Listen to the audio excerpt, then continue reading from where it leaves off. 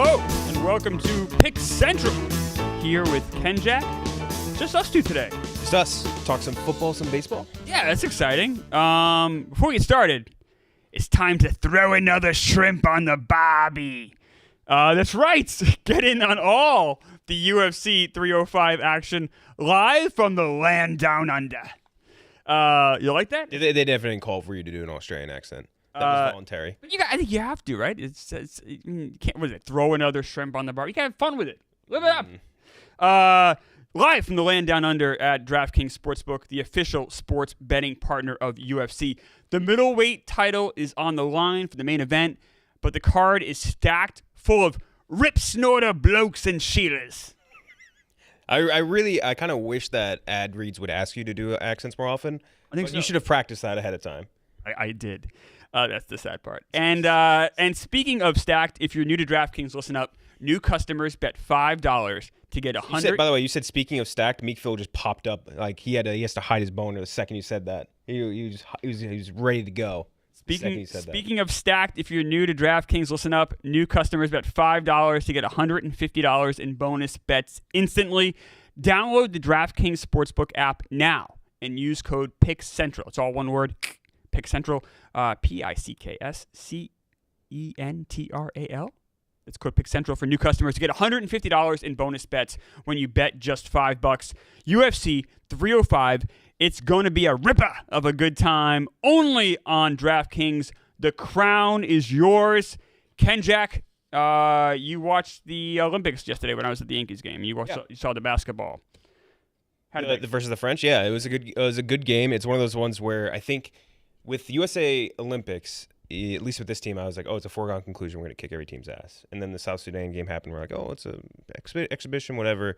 And then the Serbia game was so close that this game, I'm like, oh, shit, we might actually lose. I felt like we were pretty much in control with the entire time. And Steph is kind of like cementing himself as being like one of the best Olympic USA players ever. You were never worried at any point in time during the game? Not really. Like, I feel like it's one of those, after beating Serbia, when like nothing seemed to be working until like right into the fourth quarter, really. Like this game felt like everything was way more in control than versus them anyway.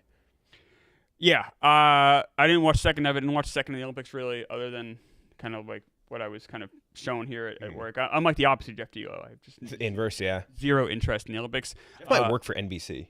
I'm not sure. He loves it. Yeah, puts out those graphs to those the schedules. He goes all in on it. I have no problem. Like if people are passionate about it, it's a good thing. By the way, I had an observation, and I'm curious if you agree with this about Jokic. I think that he treats the playing in the NBA like our formerly good players treat having to play in Europe. Like the way he acts, like after like playoff wins, playoff losses, anything like that, with like all that shit, he's just kind of like, I just got to get home. I can't wait to get back to Serbia. I can't wait to do this. And then like you see him at the Olympic team in Serbia, they won the bronze, and he was celebrating like he just won like the NBA championship times 10. Oh, he's far happier doing. Yeah.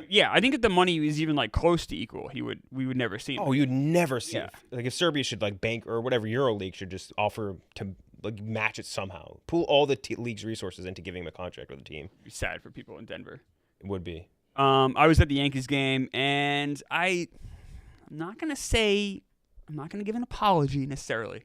I will say, unfortunately for me, and anyone who hates the Yankees, Giancarlo Stanton's having a better year than I would have expected. You fixed him. I don't know if I fixed him. I don't think I did anything to it. The second you started taking a massive shit on him. Well, last year when he was terrible? So no, I did it last year, and he was horrible, when you took a massive shit on the beginning of this season, he immediately became like, he turned it all around. Well, let's he got hurt. Let's dial it back a little bit. So to his credit, he has as many hits as he had last year. Actually, one more. He has as many doubles as he had last year, exactly, and in 100 less at bats. Mm-hmm. So like that's credit to him, absolutely. He's still. Last year, I said that he should not be on a major league roster, and I believe last year's production was accurate with that. This year, he deserves to be on one. Clearly, I mean he's figured out. Like he did spend all offseason trying to get like in better shape. I will say, like, part of that is kind of troubling. Like, if this is the best you got and you're on hook for 4 or 5 more years, that's a problem. But for this year, and this year alone, he's been a pretty good DH for them. And I got hat tip, as much as I hate doing it, to Giancarlo Stanton, who I like. By the way, I like Giancarlo Stanton as a seems like a great guy. I loved watching him in the Marlins. I think just his contract, and I don't like players I don't like one-dimensional players like we saw at the Mets last year with Vogelback. I don't like guys that can only basically. That guy takes up every dimension impossible. Like there is. He's so big. Oh, yes, true. I don't think you could just contain him in one dimension. And it's just someone like that can't play the field, that is hurt all the time, is such a drain on a modern roster. It's not how rosters are constructed anymore. But the Yankees have such a bizarre roster anyway, with 2 generational players and then like a bunch of average guys, more or less. I think Glaber coming in this year was above average, but he's been below average. The bench was good for him, I think. Yeah, I don't know. That team's kind of weird. Jazz Chisholm has been very good for the Yankees. He's like 7 homers in however, not that many games. You wonder if the bottom's going to fall out of that a little bit, but to his credit though, he's super versatile. He can play third base. I'm like, is the league average bat what the Yankees needed? But I don't know, maybe it's because the right field is so short, or maybe just because he likes being in New York, or maybe it's just because he's hot right now. But he hasn't been a league average bat. He's been much better than that. Yankees right now are tied with the Orioles. Or the Orioles 70. So where do you, as a Yankees fan, how do you sit with that? I feel like since or right leading into the break, it was kind of troubling. Like they were like sliding, like nothing seemed to be working. I think these were good trades, or offseason acquisitions, whatever, or post pre deadline. The deadline moves, getting Chisholm, and yeah, I think they were good moves. Mark Leiter Jr. has been kind of up and down. He was down. I went to the game yesterday. He was down yesterday. He got, and you guys had to use Clay Holmes for 45 pitches, which was wild. Yeah. Not entirely his fault. He wasn't necessarily good. The Rangers' bat just got hot like right at the end of the game. Stroman looked good. Only 5 innings, but he had some trouble with command early on. But then he fixed it. Got his shit together and ended up really pitching quite well, all in all. They look great. I think any game where you have Judge Soto back-to-back homers is just like you love to see it. Yeah, of course. You love to see it. That's like exactly what you want as a fan. Even if like you lose that game, just seeing that happen is just like I don't know. It like resets the clock on my anger seeing a moment like that. You know what I mean? Soto, the first one, he crushed it, and I thought it went 470 feet. And it ended up only going 418, partly because I got tricked because the Yankees right field is so short. Yeah. And just the arc of the ball, and plus Soto just like knew it was gone the second he hit it. He just kind of watched. I'm like, I thought it was hit like 4. It said 4. It said it was hit 418. But Soto, I mean, he's amazing. Him and Judge are incredible. I do wonder if you're going to keep Soto, if he's going to be maybe a Met next year. That would be delightful. Great for you. It would be great for me. I have a note on Giancarlo Stanton. Oh, okay. The Yankees are 50-24 when he starts. 50-24. That seems good. Jesus Christ. So when he's not playing, you could take a guess what their record is. It's not nearly as good as 50-24. Yeah. No, that's a very so when he doesn't start, they're 20-25. Yeah, it's wow. a pretty big difference. That's huge. I looked it up when you, me, and Marty were having this whole conversation with you down on Stanton. This was in May of this year. So this is this year, not last year. Last year was down on him too. I don't get any credit for that. You did this whole thing, and then when I went and looked at the stats for him, if he was on the Mets, he would have been number 1 in home runs, number 2 in RBIs, number 2 in average, number 1 in OPS, number 4 in OBP. Yeah, what's on May? How's that working out now? I mean, I'm just saying. I'm throwing it out there. Dial back with this guy being the greatest thing. It was the end of May too. He has an on base of 301. He has been hitting the ball well this past week, and I will say, you guys are facing the White Sox now. He could go off. He could have like an. Him and Judge could just do something disturbing. That White Sox team is terrible. We're gonna take calls today too. So what's the number? Is it Stool 22? Am I right? 888-786-6522. So 888 Stool 20. Oh, there. Okay. Oh, wow. Look at that fancy graphic. Look at this. Nice. Look at this, guys. Yeah. We're thirds. Let's go. Call in. We're gonna let's talk a little football. Talk a little NFL, and then we'll take some calls and we can talk hockey do too. some picks. No, we can't. No. Come on. Not with these two. You can't talk hockey either. What are you gonna say about hockey? Could talk badminton. All right, Phil. Good contribution as always. That's why he's the best in the business. Look at him. He's so proud of himself. Let's talk a little. So we're going to play like a little game here, kind of a best, worst, underachiever, overachiever in each conference. And when we say best, I want to clarify this. Not necessarily the best, but who's going to get the bye? Yeah. That's kind of what I'm looking at. Like, which team in the AFC gets the bye? I think the answer... I mean, the obvious reflex answer is Chiefs. Probably going to go with, but think last year the Ravens actually were the one that got the bye. Ravens won 2 more games than the Chiefs last year. I don't think that's going to happen again. I think the division's way too hard. Who do you like in the AFC? In the AFC, again, it's boring and it's chalk, but it is the Chiefs. They didn't lose anyone big, and they gained big players, including like Hollywood Brown hurt his collarbone recently, which sucks, but I'm sure he'll be back. I think it's like a 6-week injury or some shit. He'll be back. Xavier Worthy looks amazing. Like they have better receivers this year than they had last year, and last year they won the fucking Super Bowl. So I mean, it's like, how do you bet against them coming out of the AFC? I also wonder, like, is that division a little bit worse? Like, the Broncos are worse. They're not going to win 8 games this year. Broncos and Raiders both stink. Like, Raiders got maybe a little, like, incrementally better, but, like, that's it. I think the Chargers stink. I think you're a huge I think we're going to be an under, like, not as good maybe as Chargers fans think. I think we're about where most NFL pundits think we're going to be. Or the line's 8.5 for wins. I'd say under that. Okay. I'd say 7 wins, and I'm happy with considering the roster and how much shit they're going to have to, like, wade through in the wake of Telesco and Brandon Staley. Like, this is not at all an indictment on the Chargers. I think the Chargers are going to be pretty lousy next year. But that's kind of how it has to happen. I mean, like, and I think you guys are in good hands. Finally, you guys are. There's a plan in place. I think like 3 years from now, you guys are dangerous. I just think this year coming up, you guys are not going to be particularly good. So maybe that helps the Chiefs get some wins, right? So we both kind of agree the Chargers are probably not going to be very good. Yeah. We both agree the Broncos could be horrible. I think the Broncos are going to be very bad. And then I'm a little higher on the Raiders than you are, but when I say high, I'm talking like ceiling is like 9 wins probably. So see, for me, that's the best. In the AFC, I have them as probably going to be the worst team coming out of the AFC. I think that if you look at them, Patriots are horrific. They have no quarterback. You guys have, but Joe Milton looked amazing. I'm saying you guys. I'm not a Patriots fan. Okay, sorry. Well, Drake May looks fine. Joe Milton looks amazing, and Brissett is still like serviceable at worst. And I guess they have no receiver. They're horrible. When you look at the Raiders, they have no quarterback. It's like you're trusting all of it in Gardner Minshew on a way worse line than he had in Indianapolis. Gardner Minshew went to the playoffs last year, and they have Devontae Adams. With a much better line. They have Max Crosby. The Raiders have so many better players. They have Wilkins and Crosby, and that's basically it. Like Jack Their Jones. defense, I think, was like number 1 in the NFL when Antonio Pierce took over, though. It's that 4-week span at the end of the season when all the teams start playing like ass. You know what I mean? That's not like an indicative thing of how they're going to play in this season. I think the biggest thing, obviously, got Christian Wilkins, paid him a shit ton of money. Him and Crosby back like next to each other are going to be cool, dangerous. Like, what do you really think? Not Jared Stidham, fucking Aiden O'Connell or Gardner Minshew is going to take this team anywhere? No, but that's no running back. That's a big difference in the worst team in the AFC. And they have no running back. They have nothing. They have like literally nothing except for 2 good defensive line players and a good receiver, and that's it. That's very different than being the worst team what do you think is worse than the AFC? The Patriots are incredibly horrible, and the Patriots play in a much tougher division. They don't play the best team in the NFL twice a year. I'm trying to see right now if I can find out where's the. Can we pull up? I've said this to Clemmer. I don't think the Patriots are as bad. Like I think as roster-wise, like the worst team, but their schedule is so hard, and they do play in one of the hardest divisions. I agree with that. Like I was going to give you credit. I do think that when you add that all together, it is going to come out. The Patriots, it's very potential. Like they could easily have a bottom 3 record in the NFL. Who's your wide receiver 1, 2, 3 right now? It's Javon Baker, Jalen Polk, who are 2 rookies. And then you got like Bourne, you got Pop Douglas, Kayshon Boutte. None of those people are real. Kendrick Bourne. No. I think I think the wide receiver core the wide receiver core will be better than. What do you think of Joe Milton when you saw some of those throws? I mean, I do not care.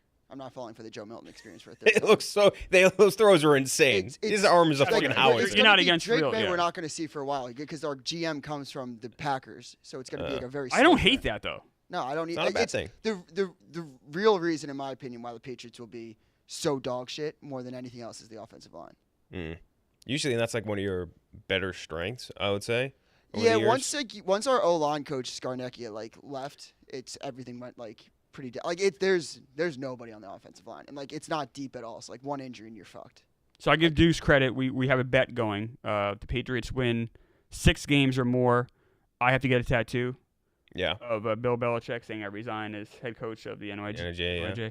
And if if the Patriots win 5 or less, he has to get Bill Belichick's record without the Patriots on his ass. I did not agree to that.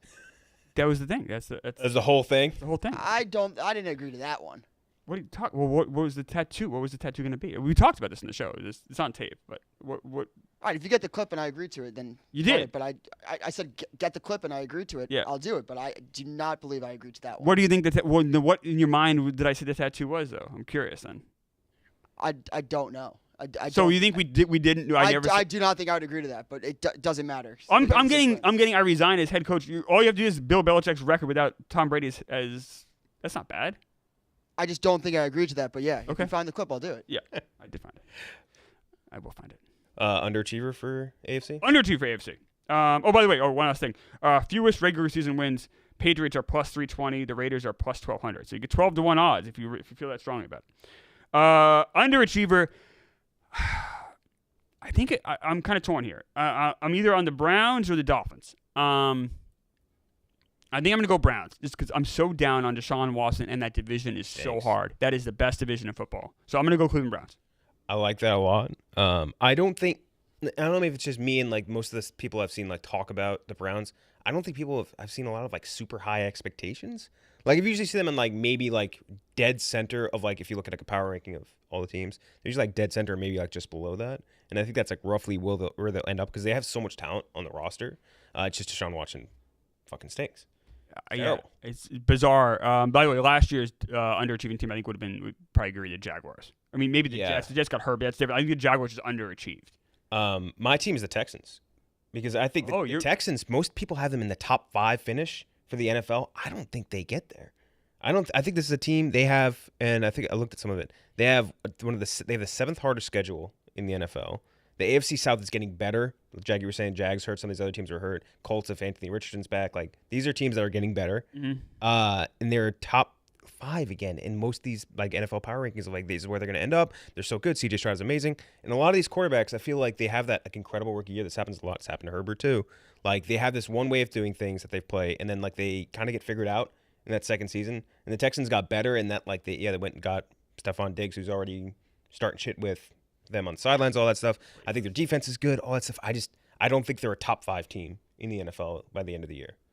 Oof, so you're with Marty. Marty's also down on the Texans. Yeah, I don't think they're going to be like a team that, oh my God, they suck. Right. Marty has simply said they're not going to make the playoffs. I think I'm like borderline of that. I think people think they're going to finish like, oh, this team's going to the AFC Championship. I don't think anything like that. I don't think this might be like barely get into the first round, lose. Well, it's tough. The AFC is so tough. The AFC is really tough. So even if you're a really good team, you can get knocked out in the first round very easily. I mean, just go through that. Like, it's stacked. Get Phil excited again.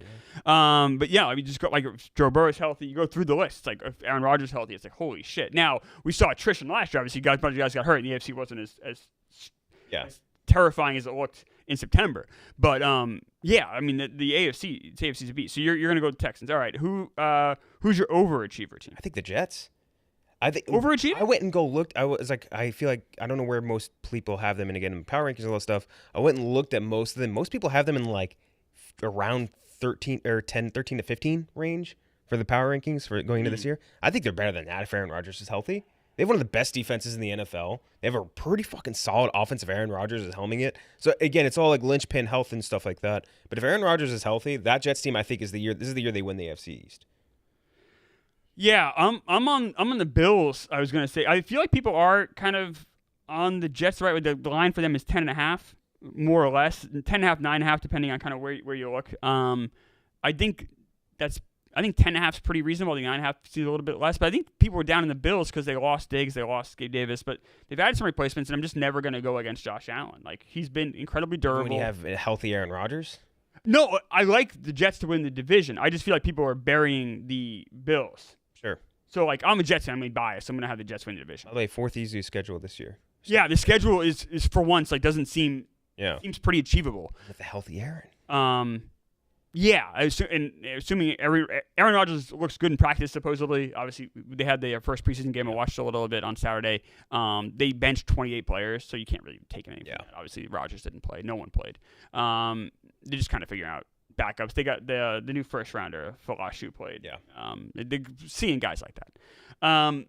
Yeah, I think the Bills are going to be still competitive. We talked about that in the show too. We're all, I think, pretty still high on the Bills, even though they lost Gabe Davis, they lost Diggs. They still have enough weapons. They still have Josh Allen. They're going to be just fine. Who is the worst team in the AFC? You said you think it's going to be the Raiders? I think the Raiders. All right, I'm going to go with the Patriots. NFC. Who has the bye NFC? It's so chalk again. It but is. Like, how do you go against the 49ers? Especially it's more just like we need to agree that it is them. The only thing going against them right now is the Ayuk thing, but like I don't know. I don't. Now think it sounds like it's Dukes was talking about it on Friday. Now it sounds like they're working things out, or they're trying to work things out. Yeah. Like on He didn't want to go to the Browns either. It's a prima donna wide receiver that tried to dictate where he wanted to go, and he wanted to go play with Justin Fields or his best friend Jaden Daniels, and then he realized that's not how life works. Yeah. And now it's like the 49ers too. They're like, okay, you want to get a lot of money? We'll send you to a team that's going to pay you a lot of money. The Patriots are like, all right, we'll pay you a lot of money. He's like, no, I want to be on a good team. It's like, okay, well, we're a good team, and we're going to pay you just as much as Pittsburgh's. Like, what gives? Yeah, so you either want the money or the good team. You very rarely going to get both. He's an idiot. Yeah, I feel like he put himself in a bad spot. Right, like now it's like they could fine him to hell, make him play, and then franchise tag him next year. Yeah. Yeah, It's hilarious. I bet they work it out. I bet they sign. I bet they come to have a come to but I'm Jesus saying, moment. Like, he's trying to get his way when it's like he wants to just go play for Pittsburgh or the Right. Washington, but he's like in the room with the 49ers. He's not telling them that. He's basically being like, money wise. He's like the Steelers can't give him the 49ers the draft comp or the money that Ayuk wants. Right. So now it's like he's going back to the 49ers like, well, we could just work this out ourselves. So Yeah, and I think they are going to work it out for the Jets. We have Hassan Reddick. He's been. What the fuck is going on with him? That seems like a mess. And I'm not clowning, but like it is the most. It's like as much as the Jets have changed in the offseason, the fact that they didn't get the contract figured out is one of the craziest things I've ever heard. And I keep hearing, and I don't like this, that it's Woody Johnson is the one kind of drawing a line and saying he's trying to keep guys at shorter contracts, doesn't want to have guys on these long. Woody, fuck you. Get out of the way. For once, just stop. Look, this is a team that has potential to be actually great for the first time in a long time. Just get out of the way. Let's sign Hassan Reddick to a long-term. Who cares? Like, we have Aaron Rodgers for this tiny window. Let's maximize it. He's been fined $1 million. So how could you not want to show up? This is a good fucking defense on a good team. Well, he's trying to get his, and I to some extent I kind of feel. I mean, NFL players, it's not easy. You have a lot of these guys are on non-guaranteed deals. Like I kind of understand players trying to get theirs. Like I get it. It's crazy. I know the whole it's a mess. Yeah, so I'm with you, the Niners. I mean, also it's impossible I'm not to go against them. I really don't like the NFC West outside of them. I'm not for underachievers. Let's go to underachievers right now because my underachiever is going to be the Rams. Rams? Yeah, I know I keep saying people are really high on them. I guess I keep saying on the show. I just don't trust Stafford's health. You know, and I know he played most of last season. They actually played better than last. McVay's a very good coach. I don't trust Stafford's health. I don't trust Cooper Kupp's health. I just don't. I don't love what I see. I see a team that's kind of on the back end, I feel like deep in the back end. And those old teams, I always feel like when they fall apart, it happens quick. They're very fun, but there is so much that hinges on them not having a lot of depth. You know what I mean? Like they have Puka and Kupp, but like if one of them's down, it's like what's the next guy? Like Skoranek? Like I mean, they went so many years without having a first-round draft pick, and eventually, for all the right reasons, they won a Super Bowl. Hats off to them. Yeah. Absolutely. Flags fly forever. But at some point, it does kind of catch up to you.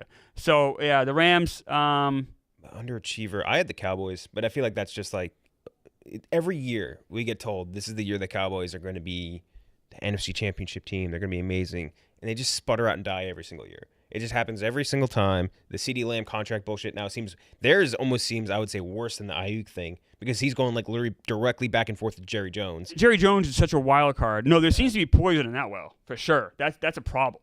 And like most people will have like Cowboys like roughly like top 10-ish like finish for the year. And I'm like, I don't. They might be like what again like do like the regular season thing where they're like a 10-11 win team or whatever. It's just like are you ever going to be afraid of the Cowboys in like a playoff game? No, no. They consistently do this every year. They win 10 to 12 games, get to the first round. Maybe they win that first round and then get blown out the second round, or they get blown out in the first. Like they cannot. It seems like they are incapable. Whether it be Tony Romo, Dak Prescott, they are incapable of getting to the NFC Championship game. To me, like them and the Vikings over like the Kirk Cousins era, kind of like that same thing. Where it's like, yeah, they might win 10 games. I have zero. I made so much money betting on the Giants in that game versus the Vikings in the first round. I was like, you just take one look at the Vikings, one look at the Giants. The Vikings are just not going to win a playoff game. So that goes to my overachieving team. I don't know if this counts as overachieving team. I'm very high, and this whole entire show is on the Falcons. Me too. That was my overachiever. Right. Yeah.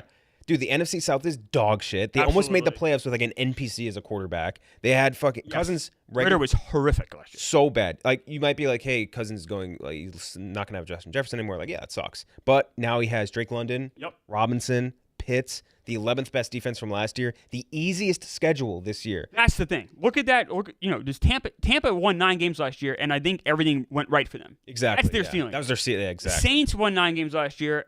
That might be their ceiling. Carr keeps getting, obviously, a year older. You see his play decline literally month by month. And then the Panthers are atrocious. Fifth fewest travel this year, too, the Falcons. Like, everything is going, like, they're going to have to travel the fifth fewest miles. It does play a factor to it. Of course it does. So, if you look at that, easy schedule, fifth lowest travel, good fucking offense now with a good quarterback. And even, like, what's his name? They have to put in Penix. Like, apparently Penix was good. Right, yeah, let's say something happens. Now, I didn't love them drafting Penix. Like, yeah, that was, like, yeah. Look, either you draft Penix or you sign Cousins. You can't do both. It could have made potentially like a team we both think is good, maybe very good if they had gotten a different draft. But look, they did. At the end of the day, then you know what? You have a great backup quarterback, which we talked about in the show Friday. It's never a bad thing to have. Yeah. So we're both very high in the Falcons then. Very high. And then who do we hate in the NFC? Who's the worst team in the NFC? I mean, it's Panthers, right? It's the Panthers because we don't know if Bryce Young is good. And like what the biggest move I guess is Deontay Johnson. Like from the Steelers, they get Deontay Johnson from the Steelers. I don't think he's like a wide receiver one, really, to be honest. No, I mean you also have Thielen, I guess, there too. But I don't think 40-year-old Adam Thielen to me. At this point in his career, he's not a wide receiver one. So you have kind of like 2 wide receiver 2s. Yeah, probably. They didn't improve a lot on offense. They lost Burns. They didn't have a number one. Well, they didn't have they had the 32nd pick. They didn't have their number 1 draft pick, obviously.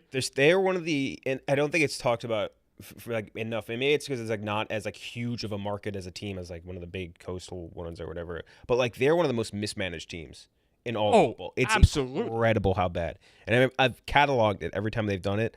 Like especially at the quarterback position, how bad they've been at managing it. They spent a 3rd round pick on Will Grier, signed Teddy Bridgewater, gave him 33 guaranteed, cut Cam Newton, traded 4th, 2nd, and 6th for Sam Darnold, which.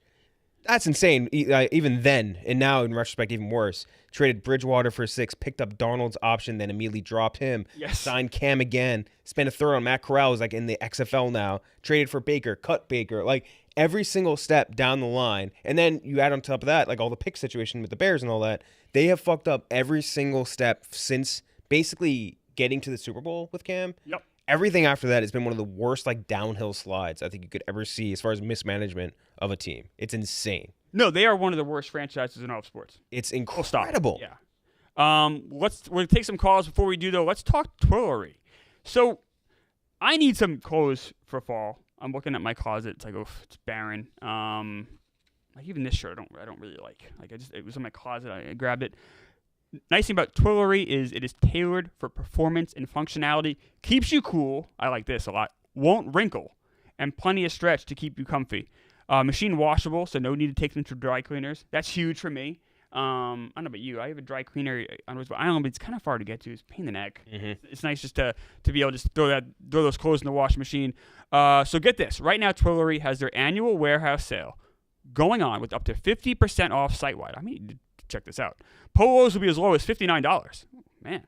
And you can stack our coupon code for new customers, PICS18, P-I-C-K-S 18, all like one word, for an extra $18 off, $139 for new customers. So I guess if you spend $109 or more, you can get an extra $18 off if you use the promo code PICS18.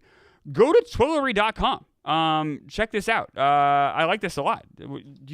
What's your clothing situation look like for Never fall? could. Yes. Yeah. For fall specifically? Or in general. It's just more of a broad scope thing. Yes. I have it all vacuum sealed under my bed, all fall clothes. Do you really? Yeah. Space Saver bags, unbelievable. All right. They are incredible. Great bargain. Great. It's just so handy. We have storage downstairs, so we keep stuff down there. But then I'm not gonna lie. So I go downstairs in the storage unit. I look at my clothes for the fall. It's like I don't like any like.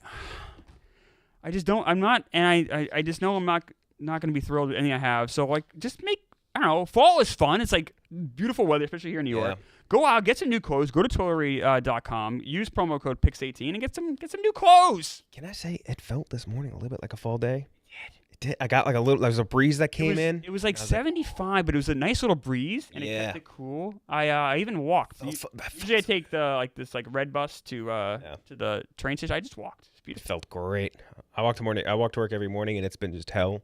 The last, yeah. And but today, just woke up this morning. I was like, get some more pep in your It'd be step. so nice out. Do we have any calls? Dude, I get horny for that anyone shit. on the? Oh, Meek's running around. Is there a B in this in the? Moisty Turtle, you're on. Oh, Moisty Turtle, welcome.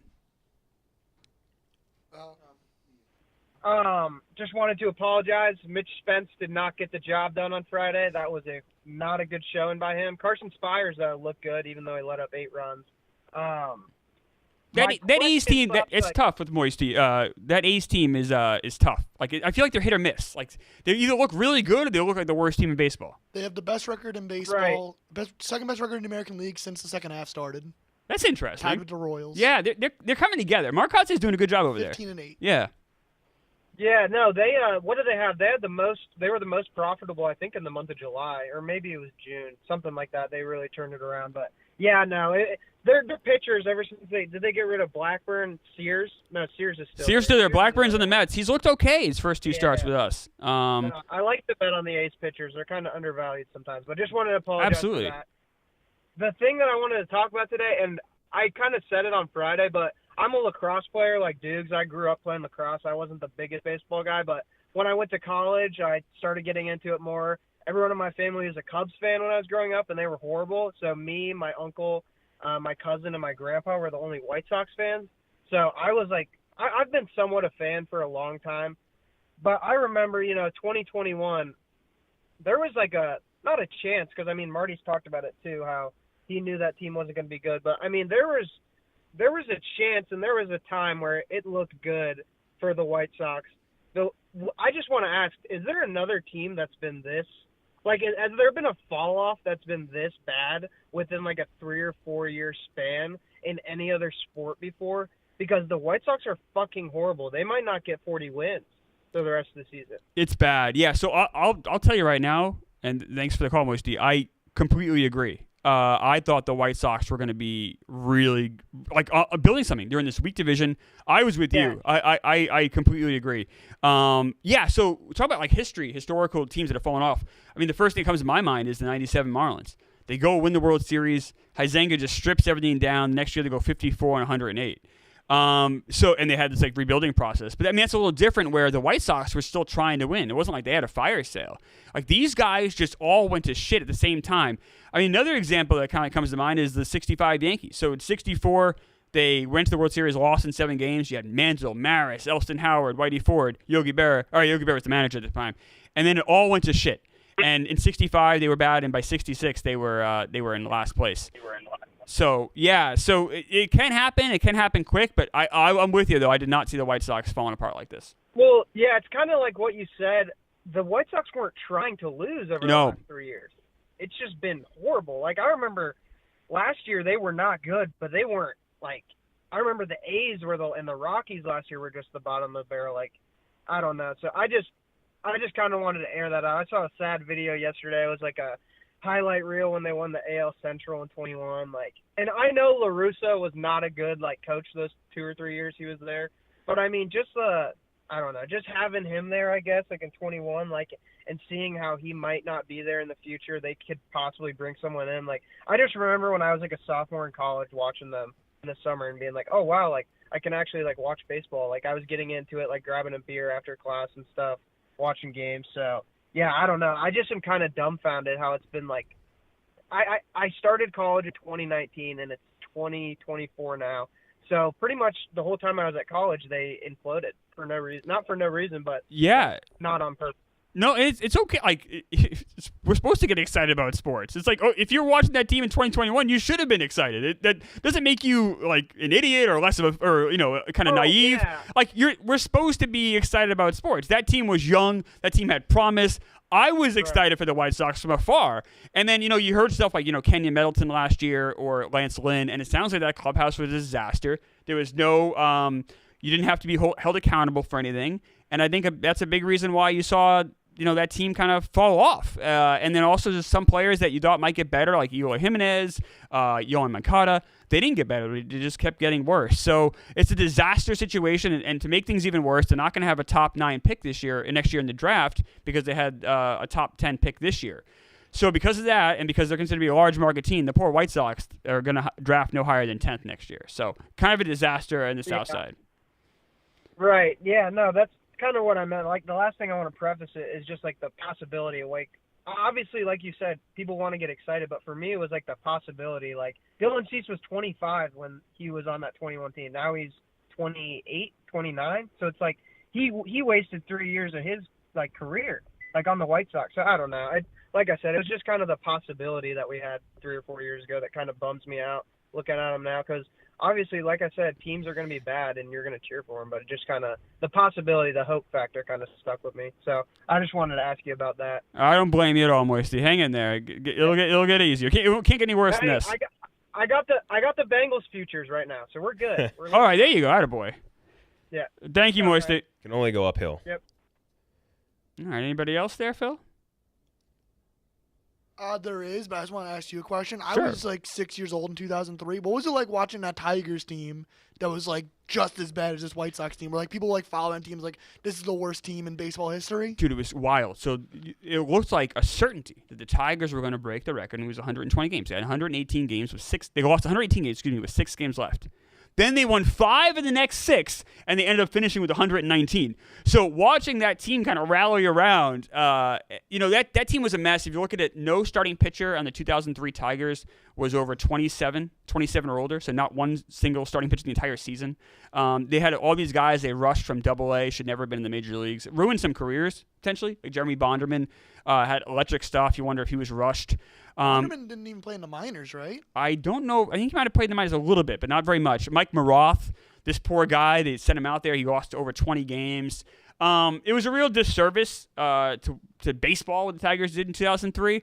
But Alan Trammell stuck around. The next year, to the credit of the organization, though, they did kind of figure it out. And then a few years later, they went to the World Series. Never won. They didn't even have the first pick in the draft the following season because then wasn't the rule the AL and NL AL and NL had swap. That's had to right. swap picks? They still got Verlander number 2, but like they could have been really screwed. Yep, you bet. I just went and looked at the worst winning percentages in the modern era, and I never put this. I guess the Orioles and the Tigers are right up there for 2018 and 2019.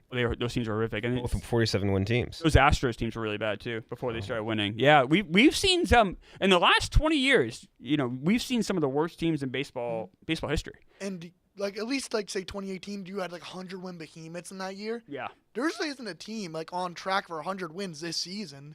Like that puts the White Sox like record into like even like a bigger picture. It's like no one's even like outlapping the rest of the teams. It's just they're just that bad. You're absolutely right. And then remember too, everyone's 62 Mets, which is fine. They were terrible. That was an expansion team, and it's also an expansion team that the 61. Here's what happened: 1961, the Angels came into the league, and they were actually pretty decent. So between 61 and 62, they're like, we got to make this harder. So they made it almost impossible to build a decent team in the 62 expansion draft. They had all these rules and regulations. And that's why, a big reason why the Mets were so atrocious. But right, comparing that to a team like the White Sox that have been around forever, right, with no major team winning 108 games, it's insane. I'm going to put Nicky C in Chicago on the line. Nicky C. Nicky, you're on. How you doing, Christopher? Happy Monday. Ken Jack, how you doing? Hey, how are you? Good. You came with your research today. I love it. Came prepared. That's All numbers. You have the stat guys on today. Numbers don't lie. I got a quick couple questions for the guys back there. Dukes, Joe Milton, QB1. No, thank you, but he's fun in the preseason. Buy into it, Dukes. Come on. Never buying in. And then Meek, does Tommy Cutlass start a game this year for the Giants? He may be our starting quarterback week 1. Drew Lock's injured, and I mean, Well, you have Daniel Jones. he can get her in the next He had weeks. Kay Adams swooning with the beard. You saw that? Oh, yeah, that's good for him. Yeah. I'm not excited for football. I'm excited for football. I'm not excited for Giants football. Fair. You excited for Kay Adams? Oh, I'm always, yeah. Yeah, all right, me too. Yeah. All right, attaboy. Yeah, you see that Riz? Daniel Jones giving that Riz up. For Exactly. him. Daniel Jones is a good-looking guy. He is. The beard looks great on him. You got to admit that at least. So at least admit that. I'm not commenting on that. No, at least admit he's a good-looking guy. He's a good-looking guy. I will not comment. You got to give him something. I feel like it's like in Casino. Like, was he at that dinner? At least give me that. Was he at the dinner? You'd have no idea what the movie that is. He Right? took a picture of Marty Mush. Yeah. He did. Is there any? Give me one positive thing about Daniel Jones, Phil. One thing. I really can't. You're such a piece He's of a good shit. runner. Come on, give him not- something. You're a miserable Football. fuck. I mean, sorry, Clem. We've had the Okay. same awful quarterback for 6 years while you keep changing awful quarterbacks. See, Hey, Clemmer, real quick question for you, then I'll hang up. all right, Nikki. Hey, who gets that wild card's really jumbled up? You think the Cubs sneak in there, or I mean the Mets? tough road trip. Okay, yeah. So I'm glad you brought that up. So the Mets this week is so huge for them. The Mets have a pretty soft week this week. They have the Marlins to finish the week, and we start with the A's. Now the A's have been playing better for sure, but these are at home. Like you got to take care of business these next 7 days. The Braves seem to be free falling. I don't really believe in the Cardinals. The Giants scare me because they have Logan Webb and Blake Snell. Snell pitches tonight, and then you're right, Nikki. The Cubs, they're there. They're 3 back. They got Shota. They got Steele.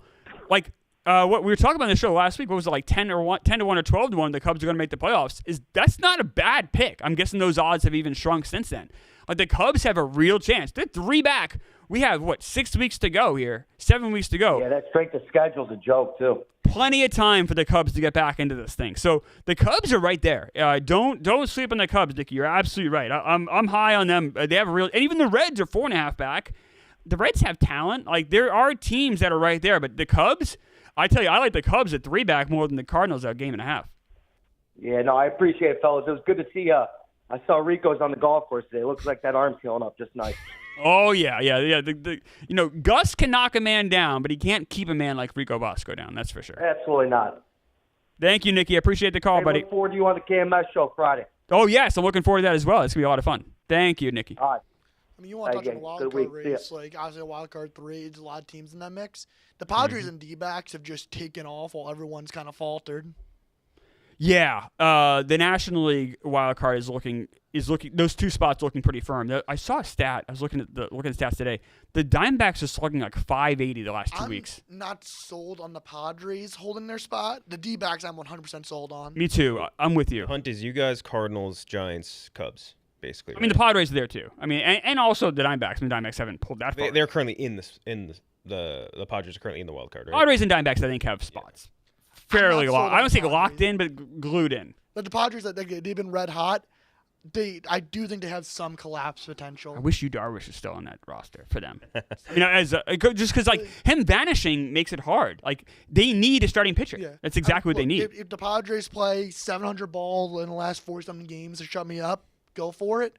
But I don't think they're gonna do that. They're gonna lose some games eventually. All right, let's talk AL wildcard real quick. I want to look at this for a second. All right, so we have the Guardians and Twins. One of those teams, in theory, would be one of the spots. Okay. Then you have the Royals potentially. They're 6 right now, yeah. I really like the Mariners. I think the Mariners they just got Julio Rodriguez back yesterday. They just kicked the shit out of the Mets. But the Mariners, with getting at Rosarena, they seem pretty healthy. They seem pretty ready to go. So if Phil, where are you on the wild card in the AL? So if we have, say, Twins, we have Mariners. Sox. I don't like the Red Sox at all. Yeah, I think you only get one team at the AL West. And then obviously you have Yankees Orioles. That's the Yankees Orioles. Yankees Orioles one. Yeah. Yankees Orioles one. Probably Twins Guardians is the other. Twins did make a charge on the Guardians this past weekend, although the Guardians ended up splitting that series. Yeah. I still really like the Red Sox sneaking into that last wild card why? spot. I don't talk me into this. How? They've been like awful the last 3 weeks, but they're also still like right there. And I'm just not sold on the Royals team. Like their home and road splits are just too skewed for me. I'm really down on the Red Sox. I think they're finally starting. The water's meeting its level a little bit. I don't think they're a very good team. They've had the last 2 years. They've had some pretty bad second half collapses too. I feel like it's kind of in their DNA at this point. Maybe I'll say that I don't feel confident in any team getting that 6th spot. I just think the Red Sox, if I have to pick a team, I think they're the ones to get that. Where are you with the Royals? Like their pitching's good. Their lineup when it comes to home and road is just 2 different teams. That's the thing. Yeah. If this is more of like a broad scope question, but like which one of these teams, at least in the AL, do you think has a chance of like winning a full-on series with the Orioles, Mariners, with the Yankees? Mariners are scary. If the Mariners get in, they can beat any team they play. Mm-hmm. What about in the NL? In the NL, like who can beat the Dodgers or the Phillies in a series, in like a full series? We're just talking teams in the wild card 3 race on the outside looking in, or teams in. I don't hate the Diamondbacks. They're the wild card 1 right now. Diamondbacks can win the NL West. Yes. That's not out of question. It's not. The 3.5 back. So are the Padres. Yeah. The Dodgers right now are scuffling. Now, like the Hunt team. So like Dodgers are getting Mookie Betts back. Yeah. It sounds like sooner rather than later. Yeah. It could be today. But he's going to be, and he's going to be in the outfield, though. They're not going to have him play the infield Which should anymore. be the right I call, agree. because he wasn't that good at shortstop. He wasn't. He did the best he could, but right. So thinking more like teams in the hunt. So like Padres, Braves, Mets, Cardinals, Giants, Cubs. Like which one of those teams could beat the Phillies or Dodgers? Probably say the Giants, just because you Giants, you have Webb and you have Snell. Yeah. And then I'm higher on the Cubs than a lot of the teams just because you have Steele and Shota. Yeah, Shota's been. He slowed down a little bit, but I feel like he's so They've both been fantastic. So like those two guys, I like. I'm not high in the Braves right now. They're so banged up. Those injuries are finally starting to really take a toll. Yeah. Yeah. Anybody else on the line, Phil? I was gonna say the Braves are they're not the Braves anymore. Like they split a series versus the Marlins. They lost a series to Colorado. The Braves don't do that thing. Like this isn't the same old Braves that won 100 games. Like they are vulnerable. Oh yeah. I mean the motherfucking Braves. The Spencer Strider, the Acuna, Young, and disaster. Frank's been on one this morning. I don't even know what he's on. Yeah, I don't know if Fred knows what's going on. Like Chris Sale is probably could win the NL Cy Young. I think he might. I think the Skeens start yesterday was a little. Skeens is in a situation where it's almost like he has no room for error. It's such a thin, like if he gets hurt at all, if he has a couple bad starts at all, Sale's gonna win. Schwellenbach's been really good. He's been really good. Starts like they have a good one too, but it's like Charlie Morton's starting to fall off. Morton's like, falling off. Max Fried doesn't look right. Although we'll see. I think he'll even out, but he's got to do it right now. Let me quiz you on something real quick. Let's ask you a question. What do you think? Which team do you think is the lowest team ERA right now? I'd probably say the Yankees. Mariners. Mariners. Okay. Mariners are the lowest. Cubs are the third lowest in the league. Yeah. The Mariners being the lowest makes a lot. The Mariners pitching is insane. Mm-hmm. Anybody else in the line, Phil? Is that it? No, that's it. That's it. So we got. All right, let's do picks and we'll get out of here. Let me see here. Pull up these picks. So my pick of the day is. Do you want to do mine? Yeah, why don't you do yours? Okay. I'll pull mine up here. Mine's simple one. I like Murphys. I always do a Murphy every day. My one for today is Kansas City at Minnesota -125. These are two teams. They are 14th and 15th, so like right in the middle of like first runs ending scored. Singer versus Lopez, both of them sub-3 OBP, sub-3 2.5-ish batting average. Loud in the first innings. Both of those are great. Pretty good signs pointing towards that hitting. So I'm going with that. What's the line on that? -125. I don't mind that. Yeah, I like that. The first one I saw looked so fucking good before I saw the odds. It was like, who are the Giants playing today? Oh, Giants. Braves? It's Browns. Braves. It's Snell versus Sale. And I was like, oh yes. And then I went and looked at it. It was like -190. Well, yeah. I think the over-under of that game is like 6.5. Exactly. Yeah. Yeah, my pick of the day is Brian Bayo over 16.5 outs. It's not so much that I'm high on Bayo. The Red Sox had a bullpen game on Saturday. And then yesterday, James Paxton pitched 2/3 of his inning, got hurt. So they've had to use their bullpen now for over 14 innings the last two games. And they obviously they're playing today, so they haven't had a day off. So I think they're going to really lean on Bayo. Bayo just had a kid, if you believe in like new dad energy. He was coming off the paternity list.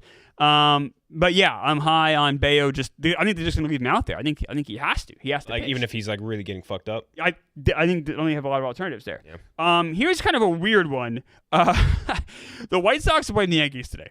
Now, Yankees are pitching heel. The White Sox are pitching a guy named Kai Busch. He's a rookie making his second start. I'm on the White Sox +3. +3, which you've never seen in baseball, -123. Busch is a lefty. Yankees don't hit lefties particularly well. The Yankees did have to travel. I think if I was more confident, I'd say, yeah, the White Sox are going to win this game. But I'm not saying that. I'm saying they can keep it close. Remember, too, the Yankees also burned Clay Holmes. They can't use him tonight either. I just think there's a lot of things factoring this maybe being a closer game than it might appear on paper. So White Sox +3, that's -123. And then my other play of the day is Diamondbacks run line. It's -118. If you look at the pitching matchup here, the Diamondbacks have Brandon Pfaadt, who's been pretty good this year, but the Rockies have Cal Quantrill. Looks like he's running out of gas. He hasn't been particularly good on the road. He's actually better at Coors Field than on the road, which is bizarre. And then his last few starts, he hasn't pitched particularly great. I think it's just a case of a guy you can kind of see getting more and more tired as the season goes on. So those are my three plays for today. Anything you like for NFL futures? Or anything you got going on NFL-wise? What do you... Honestly, I love... like we were saying before, I think the Chargers under on the 8.5. I think is pretty easy money. Yeah, I'm on that as well. Yeah, that one I think is pretty easy. I think the Falcons, like we were talking about, I feel like you can usually get for something higher than whatever they're saying. I think they were a lot. The first time I'd seen it, I think it was like 7 or something, and I was like, that's easy over. I think there's a over chance 7 wins last year with fucking again an NPC playing quarterback. I think there's a chance the Falcons could make it to the NFC Championship game. I think they could win the NFC South with like a relative amount of ease. That may is taking too far. I think you're right. I think it's exactly what's going to happen. But like I like the Bucks Right. a lot. The Bucks are fine. Yeah. But even if they go like 9-8, Yeah. 8-9 again, I think the Falcons could win 11, 12 games. I think they can get there, but then it's like they're not going to get the 1 seed. They're going to have to play a wild card team, and I think they could get easily fucked up by a random wild card team in the NFC. Not as easily as like an AFC, but still. They're playing some home games. They have a good record. Yeah. And they win their division. They're playing some home games. I think there is a pathway, especially imagine if they can get that bye. Now, it's going to be tough with the bye at the Niners, so probably not. But even so, like, you get some home games. Are they going to beat the Niners in that NFC Championship game? I don't really see a path for that, but I can see them at least getting there. Mm-hmm. I don't think it's that crazy. Okay, Yeah. Jack, I got one for you. Oh, here we go. I'm big on Lad McConkey, Me too. and I think honestly the only reason I'm not like so down on the Chargers is because Harbaugh, and I think that Lad will be able to like open up a lot for that offense and Herbert. I want to take a stab, not like it's again. This is a stab. I don't think this is going to happen. It's a stab. Lad McConkey to lead rookie receivers in receiving yards plus 900. He probably has one of the best chances among all the. If I'm thinking of like all the wide receiver rookies this year, Lad is the closest probably to being a number one. Besides, I think I'm missing one or two other first round picks. But he's got like one of the better quarterbacks. Yeah, he's going to be the number one option. But they're not going to throw it a ton this year. Right. The thing is the fact that I think he will be the best receiver and the most targeted receiver. Yeah, because it's like him or Quentin Johnson is maybe the worst wide receiver in the NFL, and it's him or DJ Chark or Josh Palmer. So, and he's been amazing at camp. Like they love him. He makes like these insane catches. Like everyone's going nuts about him. So maybe that's something. I think he's one of the best route runners in the NFL right now. Yeah, he's a fucking beast. He reminds me of who was a old boy from Clemson that went to the Raiders. He's Renfro, but Renfro. but 1,000 times better. Yeah, he's fast, 1,000 times more quick, 1,000 times better. Like just football player in general. Like Renfro, like I don't even know if Renfro is on the team anymore. Yeah, I think he got dumped this last offseason actually. Did he get picked up? Falcons, by the way, to win the division, minus 120. I like that a lot. I have a season-long future that I'll be monitoring Ooh, all this right. season. Oh, Yeah, Phil. Jordan Love minus 135 to have more passing yards than Aaron Rodgers. All right. so he has a better receiving core, right? Because like if Mike Williams is gonna get hurt in 3 games, so it's gonna be the Jets. He's gonna have to only throw to Garrett Wilson, who is amazing, one of the better Yeah. receivers in the NFL. But Is like Aaron Rodgers going to play every game? that's also another question. Yeah, that's fair. And like the entirety of the core that Jordan Love has is better than the entirety of the core that Rodgers has. So I don't know. That's stuff. And plus he has what's his name now too? The running back Jones. Yeah. And if you like Aaron Rodgers, he's plus 105 in that matchup. Yeah, I get nervous with the guy coming off. As much as I love Aaron Rodgers, as much as I hope it happens, I'll be staying away from that one. Phil, I have a homework assignment for you tonight. I want you to come back tomorrow with a nice thing to say about Daniel Jones. One nice thing. Can be whatever you want. It has to be a nice thing. Can I say it for him? No, he has to come up with it on his own. Did you guys see him rizz up? Yes, Yeah, we That's talked what we were about talking that. That's what we were talking about before. Yeah, Okay, he was yeah. amazing. Yeah, that was And awesome. he still couldn't even say that. Just one nice thing about the man. He's not seem like a bad man. You couldn't say he's a bad football player. It's fine, Phil. But You went to a good college. Yeah. all right. That's kind. So you think he's like Marty Mush went to that college though. Yeah, Duke alumnus. Yeah. well, alumni. yeah. Marty, a proud alumnus of Duke. Daniel Jones a compliment. Yeah. I'll rank some athletes that played for my teams that went to Duke. I'd probably say I'd put R.J. Barrett at 1. Okay. I'd put Daniel Jones at 2. Okay. And then however many down, I'll put Marcus Stroman at the bottom. All right. So you're saying you like Daniel Jones more than Marcus Stroman? Yes. All right. That's You something. could make the argument that Daniel Jones has done more for your franchise than R.J. Barrett has. No. R.J. Barrett outplayed Donovan Mitchell in the playoff series. You could absolutely. By the way, Dukes, you could absolutely make that. Absolutely make Yes, the make argument. He outplayed Donovan Mitchell in a playoff series. Like, I have fond Hang the RJ banner. memories. Hang Yeah. the banner. Cool. Yeah, that's cool. But like Daniel Jones was. outplayed Kirk Cousins in a playoff game. Yeah, Daniel Jones won a playoff That's Kirk game Cousins. as starting. Daniel Jones won as starting quarterback won a playoff game for your team. What is the difference between Donovan Mitchell and Kirk Cousins? The other part about R.J. Barrett is he was good enough to trade for OG Anunoby, who I like. You're running in circles. This is Poor a track Phil. meet right now. What a world. Thank you so much for. What a debate. That's Pick Central. We'll be back tomorrow with I think a fuller crew. I'll be here at least.